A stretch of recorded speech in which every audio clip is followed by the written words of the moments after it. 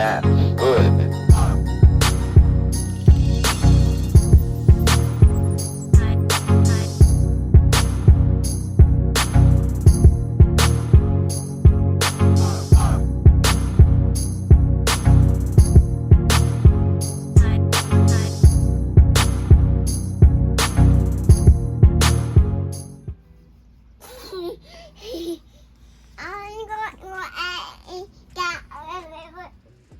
This is how you can tell that Harper's been in your garage, is when you are out here walking around and you step on screws, sheetrock screws at that. It is a wonder, there's another one, that me or the wife have not got a screw in our tire yet on our vehicle.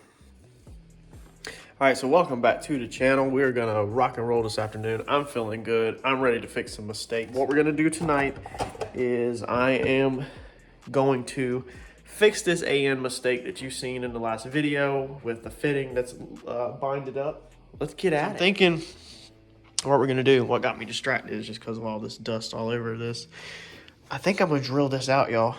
So there's a hole here, and like I said in my last video, there was a pin there. I beat that pin down in there, thinking that it would release this line, but it didn't do anything. So I'm very curious, if I drill this hole out, what will happen. So this is an excellent test piece, and then maybe we'll learn something that y'all didn't know. Nobody has said anything to me about that hole or that pin in any of my previous videos. So I'm gonna drill that first, see what happens, just pure tea out of curiosity. If that don't work, then I plan to come through here and just cut this piece off and then start to hopefully cut into this some. And I'm hoping if I can just get this cut right here on this edge and then hit it with a hammer, or, you know, rip it open with some pliers, I'm hoping that this fitting is so cheap that it will tear or break. But normally that's not my luck. But before we jump right in, I want to go ahead and take a moment to thank everybody that has ordered t-shirts, glasses, everything that y'all have ordered from the store. I greatly appreciate that. I know nobody had to do that, so I'm telling you, when a lot of people probably don't, I really legitimately appreciate the support, and I'm hoping that y'all will be able to look back at this one day and we will end up getting big enough where you can look back and say, man, I was supporting that channel whenever that thing was a baby and it first started out. So I'm hoping we can really grow this into something cool, and I'm hoping I can bring value to y'all's life, your projects, and your just whatever you might want to do, your dreams, your goals, the whole 9 yards. I want to bring value to y'all as a way to say thank you for what y'all done. Let's get to work. All right, drilled all the way through that, as you can see. Let's see here, right there, all the way down through it, and it still doesn't come apart. So I don't know what that freaking pin's for. I know I drove that pin in there, so I'm almost curious if that pin went down and, like, basically there's a groove and a circle around there, and the pin is now like down to the bottom, and all I did was hit the side of the circle and then drill out. So I don't know, I was just curious. I think I am going to take a bigger bit though and step it up one more time and see if I can keep stepping it up and really get this thing open right here, just to see if it helps, if maybe something falls out, you know, turning it, or if I can see something, or maybe it'll just split. I don't really know. I don't have no plan at all for this.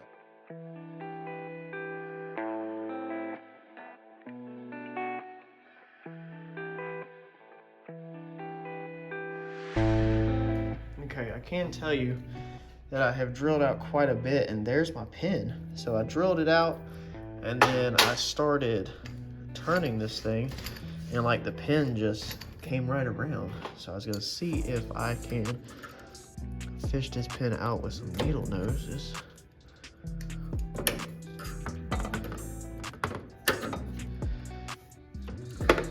No, it doesn't work.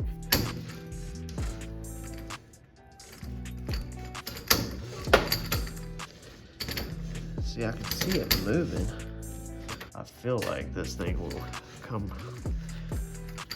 right out. So there's the pin near the top now. Let's see if we can turn it again like this. So what it is the fitting is pulling it around. Okay, so let's see. Let's try to get a needle nose on it now. So I have a bite on it. Come on, baby. Probably would help if I put the camera down and turn the fitting while I'm pulling up on this. I was trying to do this where y'all can see what's going on. Let me set y'all back up on the camera right here. So you basically know what's going on if it comes out. Like you've seen the pin. So yes, I wanted to wiggle it. It's starting to come out. Definitely the piece that holds the swivel in, like locks. Nelly. There we go. There we go. All right, so there is the pin that's inside there. Obviously, we all know that something has to hold it in. So now that I have done this, I guarantee you how this thing is put together is they push this into there, and then they take a straight pin, probably, or maybe it's already curved, and they run it down in the hole, and it basically spirals in and goes around. That's gonna be my best, or that's gonna be my bet. So drilling that out opened that up, but now I don't know what good that did us. So I don't know if that helped us or not, but at least it allows me now to be able to see things. So now what I'm thinking is I'm gonna put a pan down here, down low, and I'm gonna squirt WD-40 and stuff all up in this, try to lube this up and flush this out. I wish I had some brake parts cleaner here at the house, but I don't. So I'm gonna sit you on a time lapse so I can actually see what I'm doing, and we're about to make a mess.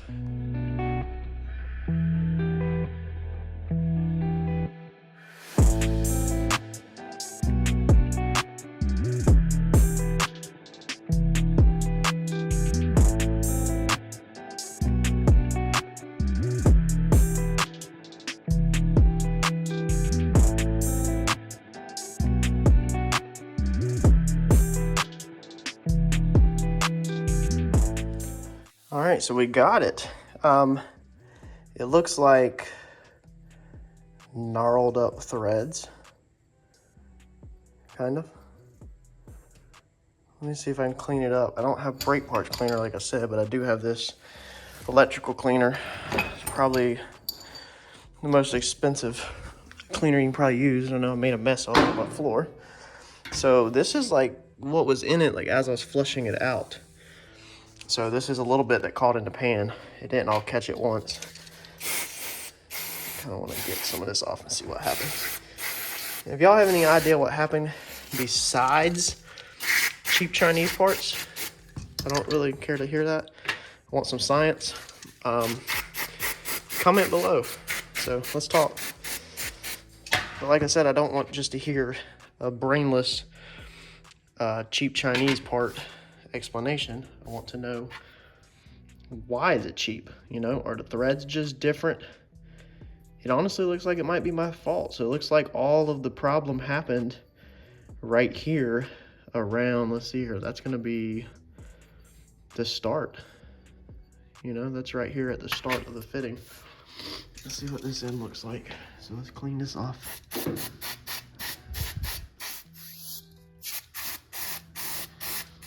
I don't even care about the mess I'm making. I'm just glad I didn't have to cut it off. But I still might have to cut it off if the threads are all damaged. But maybe I could take a file and clean them out. So yeah, they're just all gnarled up too. Yep. Man. So I think the lesson of this is no matter what you're using, use some freaking anti-seize, man. I don't think I'll ever put one of these fittings on again without anti-seize. That's the same thing that happened to that, and that's why that's coated in anti-seize now, because I learned my lesson on that. But I never thought that it would happen to this. So I've got another Dash 20, I think down here. I think I have some brand new ones. I think that's what these are. No. Nope, these are brand new bungs. I don't have a Dash 20 fitting. I have the other end though. I could try that in and see if I could get it back working. But definitely have to order something. But now at least I can see if that's gonna be long enough to fit that. We might have to, it might be better just to go ahead and pull this radiator back out, take it to the shop, let Mike weld some bungs on it. Another bung on it. Man, okay. So I think I'm gonna run a file through that. I mean, some of that stuff might come right out. I don't know. It looks pretty freaking tore up. Let me see what I'm gonna do. Let me see if I can clean it up real fast. I ain't gonna spend too much time on it, because if you spend more time cleaning it, then you could just take it apart, take it to the shop, weld it. And I mean, it's not like it's hard. I mean, I literally don't have much at all. I don't know. Maybe that's what I should do. Take that fitting off down there. Pray to God that one's not stuck on there. Now I'm even scared. But all of them went on pretty smooth. But I need to take it off anyway and put some anti-seize on it down on the bottom. Oh, decisions. Let me play with a file for a second. All right, we got through this. Ran out of the electrical cleaner, so then I started using starter fluid to clean out the threads. Yeah, I'm out here in the, what do y'all call them, loafers? All right, slippers. Anyway, so slippers and AC on. This is the best way to work on this stuff, because you don't get aggravated. Boy, if I was working on this at my shop and the humidity it's here in North Carolina sometimes, how hot it is, I'd go crazy. So I got it all out. So the threads still have some boogered up spots, but I literally just ran this fitting. I used this fitting back and forth with a wrench, just like we got it off. So I put grease around it. What I did is just put some wheel bearing grease around it and ran it, you know, back and forth. Like you could feel it like get tight. So when you feel it bump and get tight, then I went back loose and I bumped, you know, and kept bumping it. And every time you would bump it, it would turn just a little bit more. And, you know, when you come back, it was loose. So it's not like it had any friction on the unscrew.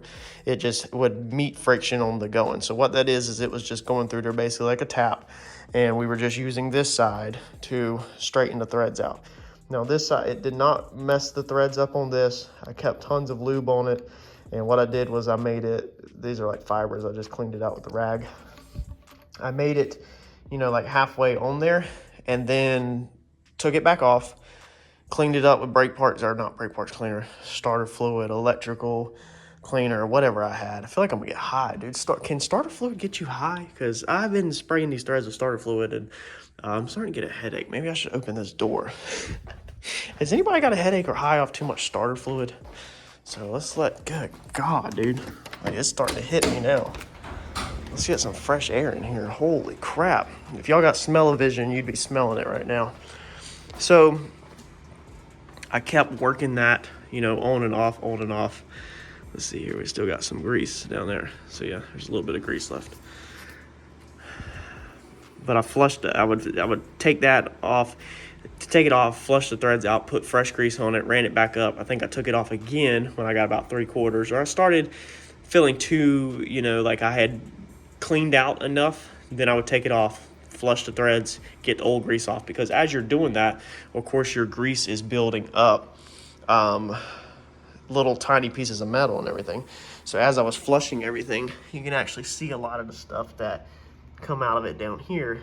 Won't focus as I kept flushing it. I don't know where that one big piece of metal come from. It's probably just a piece from when we drilled out that pin. But, you know, you're basically just working it back and forth, and you're cleaning the threads out. That's all you're doing, just like a tap or die. So I am going to do this one more time to be safe. Of course, I have to order a fitting, probably a hose. I'm about to check that. But I'm going to this time put never seize in there, anti-seize, never seize. I was thinking never dull when I literally said that, like my brain was thinking never dull. So we're gonna put anti-seize on it. I didn't want to clean the threads with anti-seize because we all know that once you open this, it's gonna be all over the garage. So that's the reason why I use wheel bearing grease. But we're gonna put anti-seize all around them threads this time, and a little bit of anti-seize in here, and make sure we can run this thing all the way back on tight, all the way back off, maybe back on once more, back off, and then I feel like that's gonna be good enough. Like, I understand that them threads are not good, you know, are not the best, but I mean, that thing, whenever it got all the way tight, like I could tighten that thing down where the swivel, like nothing really wanted to turn. Like it was freaking tight, so we're good. But if we ever take it back apart, we'll come in here and we'll weld a, you know, fresh bung on. But I just don't see no reason to unhook this and take this thing back out. I do want to go down there now because I'm super paranoid about that one. I'm gonna put anti-seize on that one.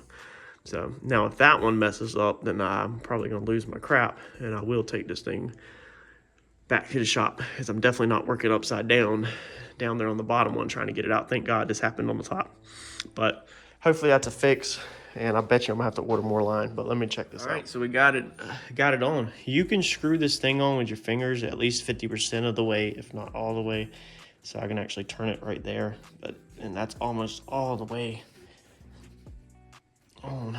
Yeah, that's like almost all the way on, but it's just, the adjustable wrench makes it easier. Kind of hurts your hand, but it's smooth. It's perfectly fine. You can see once you put a wrench on it, or you can feel if you were here that once you put a wrench on it, it don't have no friction that you would be alarmed with at all. And like I said, 50 to 75% of it you can do just with your fingers. So I'm confident with that. It's got anti-seize in it. After you run that up tight a couple times, on and off with anti-seize, and it'll clean out. I vow to y'all right now, I will never put a big AN fitting together again that has to be tightened down. The burn down tubes, you just snug them up with your fingers pretty much without anti-seize. That's a lesson learned from me. Just a little bit. So learn from my lesson, and if you've been doing it for 20, 30 years and you've always got away with it, even if you have name brand stuff, in my opinion, just put a dab of anti-seize on it, a dab of Vaseline, Baron grease, something. A couple of y'all in the comments told me that that's what I should have done from the start, or that's what y'all always do. So if you're new or to the channel, or you haven't done it, or you don't do it, take it from all of us and from my stupidity. You see here, you don't want to deal with this crap. Just put something on it. So this is how I wanted it. You know, originally I went around back. So what I want to do is basically bring this line like this so that it's not touching. It goes over a 90 and it goes straight into there. And you can see that's pretty much dead on it. So if we touch it, so it's actually touched right there all the way to it, okay? But it's touching the intake. So we're a little short. We have about a foot of line right here, a little over a foot. So I'm gonna order up 2 feet, and that way we can bring this thing in beautifully right here where it don't touch nothing. I guess I will order another 45 or whatever angle that is. I'm pretty sure that's a 45 instead of a straight, because I was gonna order a straight and kind of go down and then kick it into it. But this allows it to just sweep kind of like that in the bend and the fitting. And then we'll take the clamp trick and we'll make sure that this doesn't kink right here. But I think that's beautiful. That's a lot better than it being down here. And another thing I was worried about it down here is your belt breaking on your alternator or something and coming up and hitting it. Since it was just here, it was right in the way of the fuel pressure regulator, which is down here, y'all already know. So it being up here is going to be amazing, because we'll be able to take a wrench right here, adjust the fuel pressure regulator if we need to mess with anything and not have to deal with that. So in a way, this was going to get redone anyway, but this was a problem I could have avoided. Either don't buy cheap Chinese fittings, or make sure you put something on it. But even if you buy good fittings, still at least put something on it. Learn from my mistake. So that's what we're going to do. The hose down here, let me just update y'all with this. Let's check this thing out. So if you remember, it had like a kink, like not a kink, but it was kind of flattening out. So I took the hose, you know, remember the clamps, and I clamped it down, and y'all are not here to feel it, but I can still feel like right here where it was kind of clamped, and kind of clamped right here. But this thing is not, like you can see, it is equally pretty much all the way around it. It does get a little more flatter this way than this way again. It's kind of started to form a little bit of a oval shape right here, not a circle. But like all of this right here, well, no, I guess, no, all of this is actually oval, y'all. This is kind of all oval shaped all the way around, but it's nowhere near collapsed. So I think that's very good. I think once this thing gets some heat through it and some runtime on it, that this hose will form very nicely. But like I said, I'm going to take that fitting off up here in the bottom of the radiator because I'm paranoid now. I'm probably going to take this one off and put anti-seize on them all tonight, because I have learned my lesson from doing that. And you'd think I would have learned my lesson on that. Dude, if y'all haven't checked that out, go back and check out like one of my first videos. Go underneath the Mercury Comet playlist and check out that first video, like 1 or 2. We have learned a lot. We had improved a lot, and you can actually see the whole front end torn down and the car rolling with nothing on it. So you can see all the tube work, no motor in it. You can see the mid plate. It shows a lot from when we had back then when we tore apart, and you'll see the mistake I made on that. You'd think I would have learned my lesson from that and put anti-seize on it, But the reason why we put anti-seize on that one is because the jack bolt is aluminum, and the jack bolt sleeve, or the jack sleeve, nut sleeve, whatever you call it, pretty sure it's just jack sleeve, is steel. So I know you never want to put steel and aluminum together because they'll seize up. And so that's why there's anti-seize on them, but I never thought about putting it on aluminum. So I will definitely, lesson learned tonight, y'all. All right, and won't y'all be proud of me? So I'm sitting here and I punch in on eBay real fast to find exactly what I need and go ahead and put an order in to get these parts on the way. And so I type in 20AN 45. That's all I typed in, 20AN 45. I started scrolling and seen that there was a new used line that popped up on there. So I went real fast, it dawned on me. I changed my search results to used lines, USA only. And sure enough, my seller over A1 Performance, I think I have shared the link before to them, over A1 Performance, they have posted 2 NASCAR -20 AN lines. One was 23 inches, one was 24 inches. It looks like the 23-inch might be pushing it. It might rub the tube, but it looks like the 24-inch will just clear the intake tube. And even if it don't clear going that way, we can always flip it around and back go underneath the way we went. I wanted the 23-inch because it was black fittings on the end, so it looked better, but we got some blue fittings now all over it from buying used NASCAR lines. So we went with the 24-inch one to be safe, with blue fittings on the end of it. And it is a Brown and Miller piece. So it is crimped on ends, swivels, top of the line. Y'all should be proud of me. So no more eBay hose for the one up top. The bottom hose is too long. There's just no -20 on there for that. So I decided, instead of spending, I don't know, I might have saved myself 20 bucks, or I might have cost myself $20 by going with this used line. But it's a Brown and Miller line, and it's going to come straight to my door, screw it in, no assembly required. Y'all can't cry about my fittings having a gap on the end of them or nothing like that. So y'all should be proud of me that we're putting another Brown and Miller line on this car. So them are top of the line lines, man. Them things are nice. Like I said, I wish I could have got the black one, but we got other blue and red ones right here in my face that I'm looking at in the motor right now. So I think we're going to wrap this video up. That's probably all this video is going to be a topic on. I feel like this is going to be enough. So like, comment, subscribe, share, and I'll catch you on the next one. And we kept digging, and we just scored a -12 Brown and Miller line for that one that I bought. It was too short. So the one I bought was like 16.75. I think this one is 19.5. I messaged the seller that I bought from 2 different companies, actually. So the -20, he said he measures his from center of fitting to center of fitting. I'm figuring that's probably an industry standard roughly.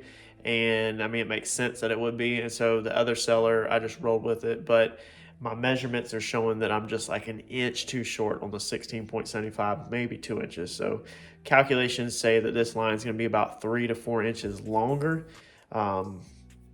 You know, give or take. So I'm praying this works. It was like $15 for a Brown and Miller, crimped ends, swivel. It was like a 30-degree on one end and 60-degree on the other, which should fit. Black line, blue fittings, is what it is. The other line, what was the other line? I think the other line was black line with blue fittings, maybe blue and red fittings. Either way, they shouldn't look like an eyesore. So changing the 2 upper radiator hoses to Brown and Miller. Y'all should be proud. Y'all should be happy.